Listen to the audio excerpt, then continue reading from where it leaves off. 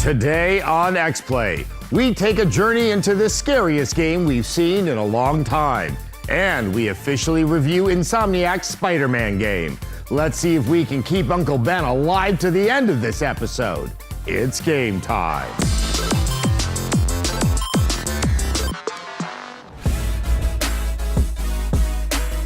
Hello and welcome to XPlay. Okay, Superman, the Hulk, Vampire Mom, Jubilee, TBH. Who is the greatest superhero of all time? The third Hokage. Ah, that's right. I forget you're an anime fan. Yeah, my name is literally the Black Hokage, Adam. And who's your pick? Ben Affleck, Batman. Really? Okay, Ben Affleck, Daredevil. Listen, our next segment goes back to examine a game that came out while XPlay was off the air. Here's our review of Insomniac's Spider-Man. It's Ben Affleck free.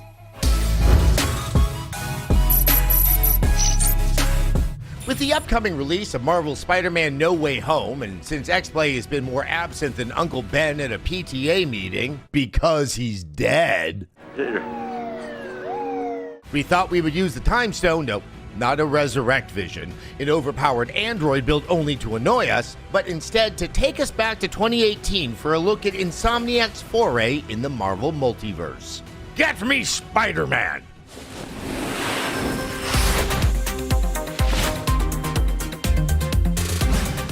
Excelsior! Let's take Uncle Adam's Wayback Machine all the way to 2014, when Sony Interactive Entertainment had a chat with Insomniac's founder and CEO, Ted Price. Insomniac had just come off the critical acclaim of Sunset Overdrive when they were given the keys to the proverbial comic book kingdom. Choose any Marvel character you want and make a game with a brand new original story.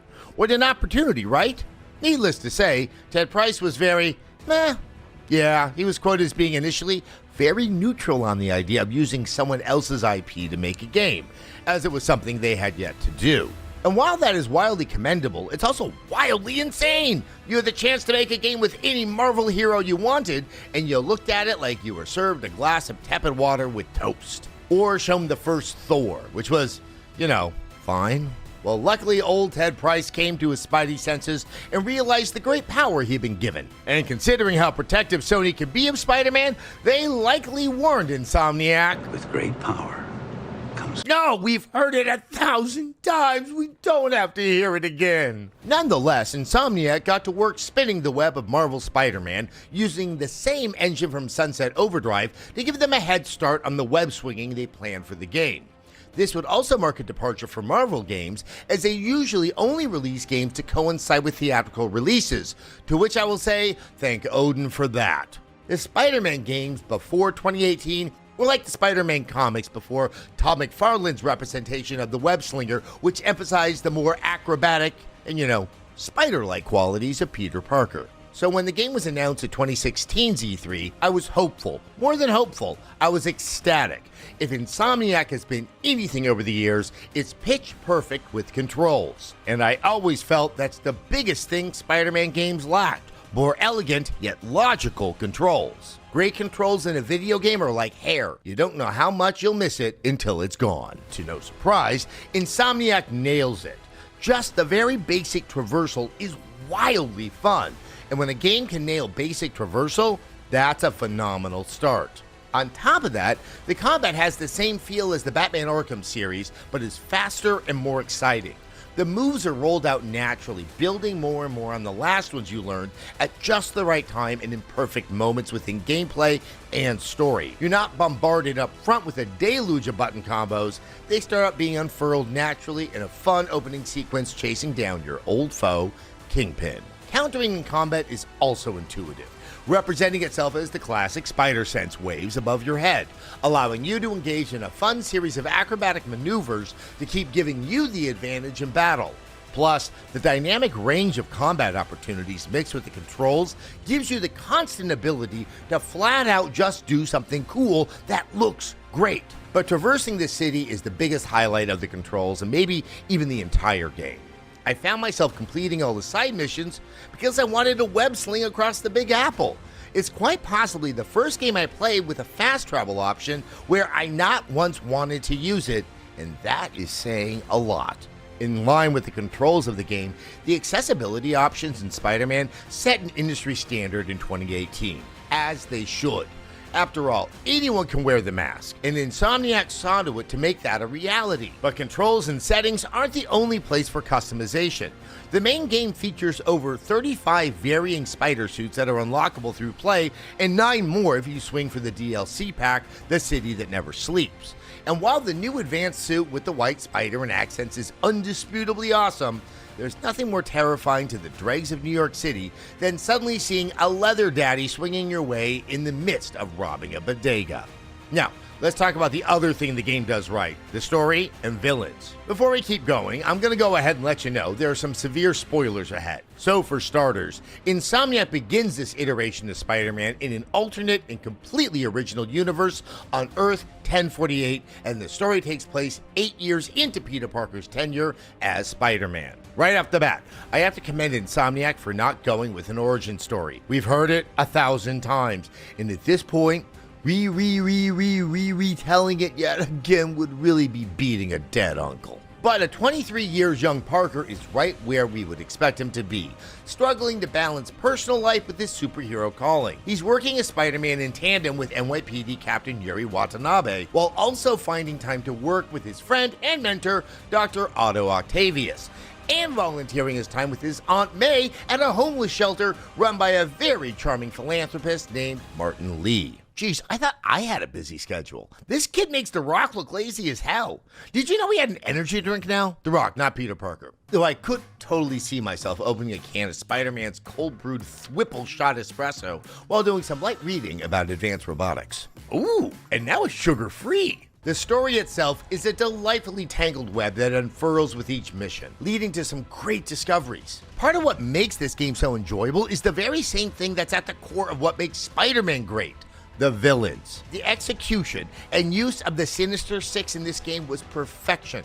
It was everything I wanted and more, but done in a fresh yet familiar way. It was like getting a tummy rub or a grilled cheese sandwich with tomato soup. And you know I love my tummy rubs and grilled cheese Sammies. What's more, one of the particularly beautiful parts of the game is how the mini-games you play in Octavius' lab not only give you XP to continue upgrading your skills, suits, and gadgets, but you are literally unknowingly to Peter, of course, helping create your greatest enemy in the process. And that is as delicious as a grilled cheese sandwich. Boy, I really should go eat something. Cheddar. Add to that the emotional interpersonal connection the game builds between you and almost every single character you come across is delightfully fantastic as well. I've rarely played a video game that made me tear up, but boy, that ending. And now there's tomato soup in my eye. Ow.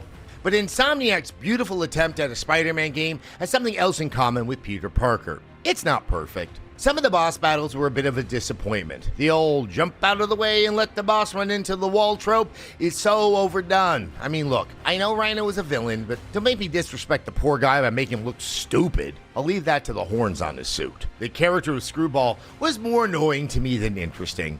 I didn't have any particular interest in playing her side missions and just wanted to drop her faster than Gwen Stacy. But something about the character just didn't sit well with me.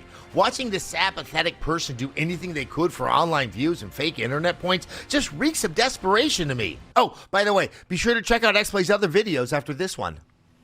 The stealth missions in the game, particularly with Mary Jane and Miles Morales, provided a break in the action that was needed, but wasn't quite the way to go. Side missions also tended to be a mixed bag, approaching a certain tedium, but not enough that I wanted to stop playing the game. The Taskmaster missions in particular tended to stay off my radar after a while, but again, city traversal was so fun, I found myself just doing them anyway. But while the side missions could at times grow tiresome, I actually found myself enjoying the inconsequential ones even more. Stopping a random robbery or drug deal or intervening in a wild police chase through the city was a very welcome breakup in swinging mission to mission. I actually found myself going out of the way to participate and help a fellow citizen in need the very moment I heard the police scanner. Should I, Adam Sessler, be commended for such acts of selfless nobility? It's not my place to say, but yes, I should. All in all, Insomniac Spider-Man is a superlative addition to the world of superhero video games and took the bar set by the Batman Arkham series and quite literally upped the game. The best thing that this game does is it makes me actually feel like Spider-Man. From the web slinging around New York City to the fast-paced, twitchy combat to the heartfelt story and the well-represented and integrated numerous villains, Marvel Spider-Man is absolutely worthy of a front-page story on the Daily Bugle. The game does a wonderful job of making you care about Peter Parker, Aunt May, and the citizens of New York. Whether playing the main story or doing side missions, I actually felt like I was doing something good and making a difference, and that's a rare event in this day and age. We could all use a little of that Spider-Man hopefulness in our lives, because as I said before, and as Miles Morales said so well, anyone can wear the mask. And after the past 18 months, we all have more in common with Peter Parker than we think. Many of us have donned a mask and come together to protect one another for the common good. And we've all lost an Uncle Ben. At this point, if your spidey sense is tingling because you think you know what I'm going to give this game, you're probably right. Marvel Spider-Man by Insomniac Games gets a 5 out of 5. I guess it shouldn't be surprising that Insomniac Spider-Man game is the top of the top tier of superhero games. But it set the bar for all future superhero titles. Don't answer too quickly. We've got an in-depth discussion about Spidey, the sequel, and what makes a great superhero game coming up right after the break.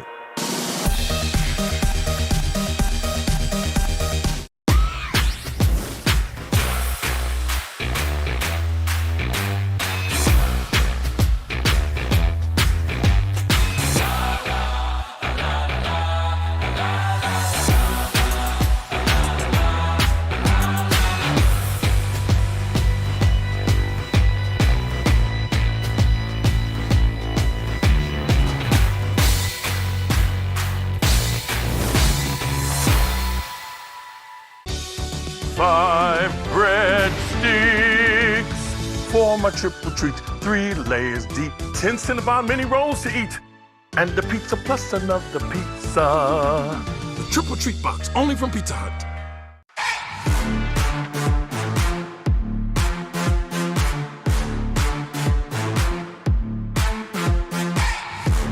At SteelSeries, we make the headsets, mice, and keyboards that the world's best gamers win the most with. And we've been doing it since way back.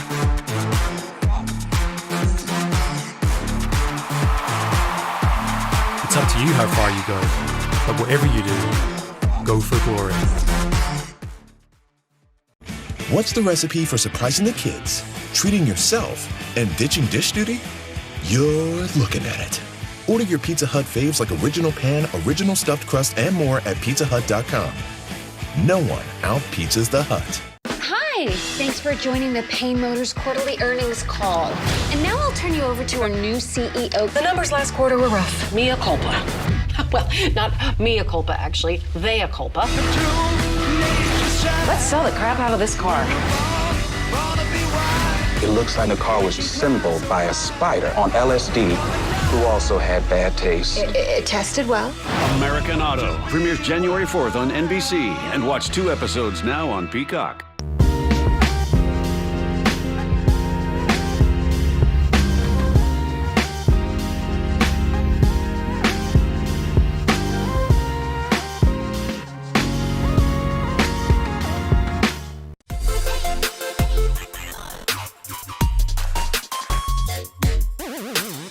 Welcome back to XPlay. Hey Frost, what would you do if you had superpowers? Sign up for a wrestling contest and use my super strength to win easy money. There's literally no downside. What about you? I was going to say fight injustice and improve the lives of the people in my neighborhood. Oh, right. That's probably a much better answer. Speaking of wrestling, WWE superstar Xavier Woods, aka Austin Creed, joins our deep dive discussion into Insomniac's Spider-Man franchise. We have 2 5-star men to further discuss the wonders that is the Spider-Man game. We have XPlay's own The Black Okage, and we have G4's own resident superhero, WWE superstar Xavier Woods, aka Austin Creed. Thanks to the both of you for joining. Spider-Man, I played this in the off years. I don't think I could ever run out of things to talk about with this game. It just hit every happy spot inside of my brain. But to start things off, my feeling was this really set the bar on what a superhero game could be and in some ways should be. Do you think it set that bar as well, TBH? So respectfully, I disagree. I think that the Arkham series set a new bar for superhero games, so I'm actually curious to hear why you feel like it did. But let's get something straight, because I don't want the comment section tearing me up. I love Spider-Man. I do love Spider-Man, but I do feel like this is the child of the Arkham series. Peter's obviously more agile, and then he has his own storyline. But in terms of like gameplay, I feel like it definitely borrowed a lot of elements from the Arkham series. So I'm actually curious to hear your opinion, Cecily, why you feel like it set a higher bar for superhero games. Batman, I think, is among the easiest of the superheroes to make a game out of, in large part because he's a human with really, really cool gadgets. And like that kind of works within the physics, the strictures, the logic of video games, of how you design them. I think it did such a good job of replicating the speed and dynamic breadth of actions that Spider-Man can engage in that really surprised me. Like, I think that's always been the challenge, not just to Spider-Man, but like if you wanted to do Daredevil, if you wanted to do a lot of sort of preternatural heroes out there, that like it's how to make that work where the player knows what to do is quite the challenge. Yeah, I think within like the first few hours of the game, outside of some gadgets that you get later into the game, I would say that it didn't really do anything in terms of like super innovative for me. So that's why I would say like there's not much difference between the beginning of the game and the end of the game. So for me, I was playing it mainly for the storyline, which was amazing, and the set pieces. Yeah. And that's why me personally, I don't feel like it set the bar, but I do feel like it maintained the bar, if that makes sense. I think Arkham definitely did set the table for what Spider-Man eventually turned into. But I will say that I am more biased to the Spider-Man games, mainly because of the way that you can move around the space. Down to the fighting, down to the missions, the extra stuff, the stopping crime. The thing that really hit me is just the web slinging, moving around the city. I probably could have just done that for hours and been fine with that as the game. It was so satisfying. They made it very intuitive, which I could appreciate compared to other open world superhero games. As far as side quests go, I think my favorite was where you have to chase down the pigeons, because because that's what kind of tested your ability to swing throughout the city, and you get into that kind of beautiful Zen state where you're like, yeah, I could just do this all day long. I was trying to think of any game, not just even a superhero game, that kind of makes traversal throughout its world that satisfying. Anything come to your minds? I don't know if this counts as a superhero game. Does Crackdown count as a superhero game? That would be kind of the closest thing, because like Crackdown was really addicting to me because it was easy to traverse the environment with the big jumps and stuff like that. Obviously, he's not swinging. That's the only thing I can think of off the top of my head where I feel like it was comparable. But Spider-Man was so much more intuitive. I think it was like the first open world game where I didn't feel the need to actually use fast travel because it was so fun to swing around the city. So like, I think Peter Parker gets the cake on that, though. Oh, 100%. So all of the little mini missions and the unlockables you get, so, you know, for going a certain speed, 10 meters off the ground, so you're having to web sling like through traffic and things like that in order to unlock more suits. There were just so many little things that didn't necessarily have anything to do with the game. You weren't advancing the story or anything like that. It made it satisfying to complete those quests, like getting the pigeons, because you're having so much fun moving around as Spider-Man. Yeah, the fact that there were so many suits in the game, it kind of tapped into what was old and it made it feel new again. Because, you know, nowadays, every game, you got to pay for everything, the skins with the microtransactions or whatever. But this game had a gazillion different suits, and it felt good to actually do all these side quests and feel like you were unlocking things, as well as like, it wasn't just aesthetics, but it actually had different abilities and it changed the actual gameplay. So I think that was really dope as well. So yeah, with an eye towards where Spider-Man games are going. We had Miles Morales last year. We're looking forward to another Spider-Man game from Insomniac next year. There is that moment of, I can kind of see narratively where it can go. Should it even go anywhere in terms of abilities, what the game can do? Should it be all of New York City, or God forbid, like include Yonkers? Or, you know. God forbid we go to the Bronx. You know, it's one of those, I see that treatment is so good. I want more, but I don't think I just don't know how much new I want. So there's two main things that I want to see from it. First and foremost, I'm going to be playing the sequel mainly for the story, but the two main things from a gameplay standpoint, and I don't think it'll actually happen. I would love to see co-op, because the way that Miles Morales ended, especially in that ending scene with them swinging together, it seems like they're going to be working together in this game. So it would be very much of a disappointment if we get to the sequel of Spider-Man and it's just they're both there in cutscenes. I would love to swing around the city with a friend and stream that, share that with that would be a great experience. And then two, leaning into the co-op, they got to actually have certain abilities that play into the co-op, kind of like Marvel Ultimate Alliance, where, I don't know, Peter swings around Miles and then he throws a big electrical bomb into the air or something like that, and you get bonus damage. If they lean into the co-op, In my opinion, this is an easy Game of the Year contender. Fire story, it would be amazing. What about you? What you're pitching is exactly what should be Game of the Year. Because like Marvel Alliance was so dope, because being able to play, so obviously with 4 people, but they're doing the attacks together, like, this is incredible. So if we had that in Spider-Man with all the things that it already has to make it good, then it's a shoo-in. It's a shoo-in. When you're playing co-op, you need a reason for that second player, whether there's puzzles that they have to do something, then you have to do something. So I'd love to get some of that type of stuff, because I think that Spider-Man, these games have had these interesting puzzles to kind of get through to the next area. So being able to pair up with somebody and do those too, amongst web slinging, races through the city, like. You know what'd be fire? Like, like games like A Way Out, where like 2 people are on the screen doing 2 different things at the same time. Or like those sections in Gears of War where you would get split up from your partner. Yeah. Imagine like one person plays Peter and one person plays Miles, and like somebody has to take on somebody from the Sinister Six and then another person from the Sinister Six, and then you meet up somewhere in the middle and like you do different types of elements to help each other throughout the fight. Come on, y'all need to pay me, Insomniac. This is cake. Just make what he's saying. Just make what he's saying, and you're good to go. That would be amazing. What about you, Sess? I really had not considered the co-op thing, and now that you said it, and the idea of swinging around, one of us Miles, one of us Peter, that is like the coolest idea I've heard. So yes, hi, Insomniac, it's me. Please take that idea. Hopefully you're already working on it, but let it be known that that's a very good idea if you are working on it. All right, well, thank you so much. One more thing that I want to put in there? Please. One more thing. I want like 300 more like movement things to unlock. So like we said, we have to, run around the buildings a certain amount of times to unlock suits. I want all of the things that they can think of that have to do with web slinging around the city, because I will legit do that all day, every day. Please. Like stand still for an hour. That's like the total opposite. He's doing the tap in his foot, little Sonic animation. Gotta go fast. Then you get like high school sweatsuit to unlock or something like that. All right, guys. Once again, always a pleasure to talk to the both of you. I could talk about Spider-Man forever, but there are things that need to be done. So with that, thanks. Where Spider-Man is the embodiment of pure joy, GTFO is the embodiment of pure terror. After the break, we sit down with one of the minds behind the new beyond hardcore survival horror game. There's a 50-50 chance that someone does pee themselves. Stick around.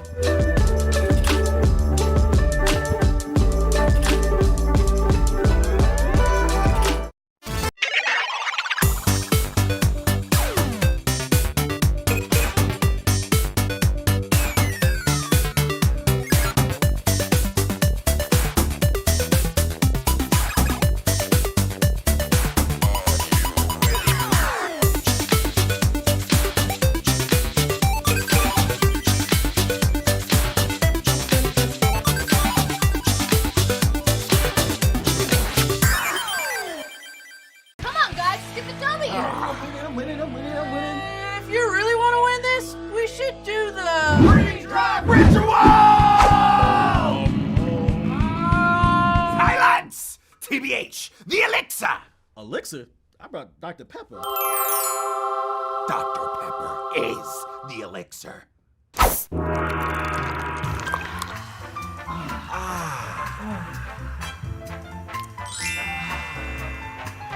She'd moved to New York to follow a dream. Welcome to the Empire State. And then she's a victim of a violent murder. New York detectives have seen it all. You want to give that family justice. And only we can take you to the scene of the crime. The person who did this murder was very familiar with the Opera House. It takes a city of dreams to create these nightmares. It was a world-famous pizzeria. Does this have something to do with the mafia? New York Homicide, a new series, premieres Saturday, January 1st, only on Oxygen True Crime. Hi, thanks for joining the Payne Motors quarterly earnings call. And now I'll turn you over to our new CEO. The numbers last quarter were rough. Mea culpa.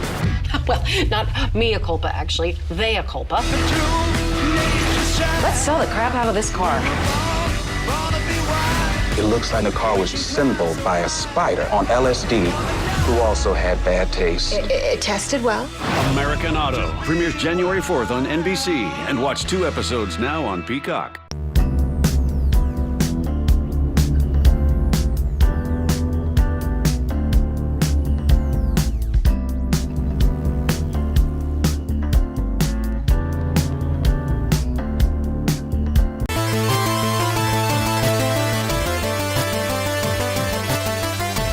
Welcome back to XPlay. Why are the Swedes so good at extreme survival horror? Frost gets to the bottom of the question and more in our developer interview with GTFO. Check it out. Simon, thank you so much for joining us today. And I kind of think that the first thing to tee it off is, what is new in GTFO now that you guys have launched the actual game? Well, there's a lot. Obviously, new expeditions, new scenarios and environments. The most important thing, I think, is that we try to work a lot on the difficulty curve, because it is a really difficult game. It's still difficult, but it's sort of ramping into it more now. There are combat buddies, like bots that you can play with. So it's easier if you're a team of 2 or 3. You can fill out the team, you know, because the game didn't adapt in terms of difficulty if you were fewer players. Accommodate you for not having Exactly. friends. Yeah. Kind of diving into maybe players that aren't as experienced with GTFO. It's a survival horror first-person game. Is that a fair? Yeah, with heavy emphasis on cooperation. So And it's really, I mean, even now that we have the bots, you shouldn't really play it alone with 3 bots. 2 or 3, that's fine, you know? And the best thing is when you're 4 players, and if you have, like, you know, shorthand sort of communication, and if you're a group of friends who play cooperatively, you know, other types of games, and you're looking for a real challenge. The elevator pitch, I'd say, is like Left 4 Dead crossed with Alien Isolation, because it is a lot of sneaking, a lot of like being afraid of, you know, waking up the monsters. It's really sort of survival horror in terms of, you know, the lack of health and ammo and resources in general. So it's easy to die. Is this a high action game all the time, or when it's played at its best, is it a very like calm, quiet, tense game? Or when it's at its best, is it a very chaotic, rock and roll, explosive game? You can enjoy the game in a rock and roll sort of way, I'm sure. You're not going to be successful playing GTFO in that way, but that doesn't mean you're not enjoying yourself. You have to be very meticulously moving through the environment and really communicating within the team, where we're supposed to go, you know, who does what at any given point, and avoiding confrontation as much as you can. So if you know that there's a fight you have to trigger in order to like empty a room, you want to prep that room before and set up trip mines and sentry guns and holding off the monsters while you're sort of jumping through hoops in order for that alarm to turn off. In terms of replay value, when you talk about you know, knowing if you're going to come across a giant horde and setting up a room, do the patterns change at all with the hordes? We made it so that the placement of the monsters and all the gear and the resources that you find in the maps, that's randomized. The geometry of the map is the same, so there's enough that you can remember from your last playthrough that you can use, that, you know, sort of information that you can use and learn, and so you get better. In terms of the monster design, because this is kind of like the super exciting thing about this game. I've seen it called the scariest game of all time. Can you kind of walk me through why you decided on this design rather than kind of the stereotypical zombie? We wanted to make something that's high on tension, and the stakes increase more and more as you sort of progress through a map. Because you know, if you fail and die, you have to start over. It's very high on tension, definitely. And since we're not doing those sort of jump scare, sort of scripted events, we realized that you have to create the horror in different ways. Exactly, we have to. Let's just make the most gruesome. WTF monster? Yeah, exactly. Like we want to really convey that horror sense in feeling in other ways, really. So yeah, we just came up with the most disgusting monsters that we could. And I'm happy to hear that we seem to have succeeded somehow. I'm super stoked to play it. Thank you so much, Simon. Guys, reminder that you can pick the game up on Steam, yes? Yeah, it's out now, 1.0, and there's a 25% discount right now. 25% discount. You can pick it up on Steam. There are no microtransactions, and you guys get cosmetics. What is not to love? So thank you so much, Simon, for sitting down with me, and I hope you guys go and pick it up right now. All right, that's our show. Today we learned that with great power comes great responsibility. Yes, and with great open world must come great mobility. And with great horror, Cecil would be the first one to die if the XPlay cast was sent to investigate a monster-infested research site. That didn't rhyme. What are you talking about? Check out our live content and extended game reviews on Twitch and YouTube. Bye. Bye? What? Yeah, we gotta get out of here. They're about to turn the lights off.